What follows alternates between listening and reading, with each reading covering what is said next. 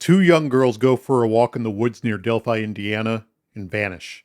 The next day, the bodies of Abigail Williams and Liberty German are found, and this launches one of the most mysterious, divisive true crime stories that this century has known. My name's Dan Semitovich, and you may know me from my coverage of this story from the Down the Hill, the Delphi Murders podcast. Now, I have a new show called Deviant, and we're spending the full month telling the story of Delphi. Everything we know about it, all the credible evidence. We're going to pull it all together, take a look at it, and decide what makes sense. 5 years after Abby and Libby were killed, a man named Richard Allen is arrested in Delphi and charged with their murders. After that happens, a lot more evidence than we previously had comes to light. We're able to take a look at everything. The crime scene, the suspects, the investigation, and all that information becomes a sort of Rorschach test for what you think about the guilt or innocence of Richard Allen. He's convicted in December of 2024, and there are many to this day who still think that an innocent man is behind bars. So,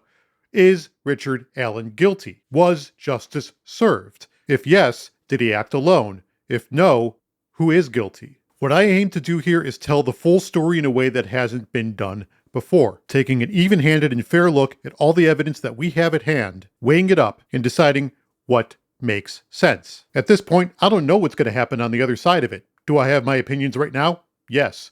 Will it change by the time we get to the end of this story in a month and a half? I'm open to it. I'll be telling the story right here and also on my audio podcast, Deviant. Follow here so you can get the story as it unfolds, or subscribe to Deviant wherever you get your podcasts. Now, I know you all have a lot of opinions about what happened in Delphi, what happened with Richard Allen, what happened on the Monon High Bridge, or what may have happened with this suspect, or that suspect, or this investigating officer, or that investigating officer. We're going to get into it all. The witness statements, the evidence, the crime scene, the investigations, the possibilities. Are you going to be happy with what I lay out?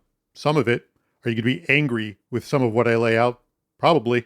That's the nature of this story. But we're going to take a look at it all and discuss it all honestly and respectfully. And hopefully this is a place where we can all come together and do that. I don't care about what this podcaster or that YouTuber said about this case. If you know me and you know how I handle this story, you know that's not the road we go down. The one guiding light here is always what makes the most sense. We have a lot more information now than we did when we first asked that question years ago. So let's see what we come up with. The murder of Abby and Libby was a tragedy. It continues to be to this day. The pain has not healed for those most affected. But this is also a story about the justice system and how it works or didn't, as the case may be. So buckle up, follow here, leave your comments, and leave your questions. We're going to talk about it all.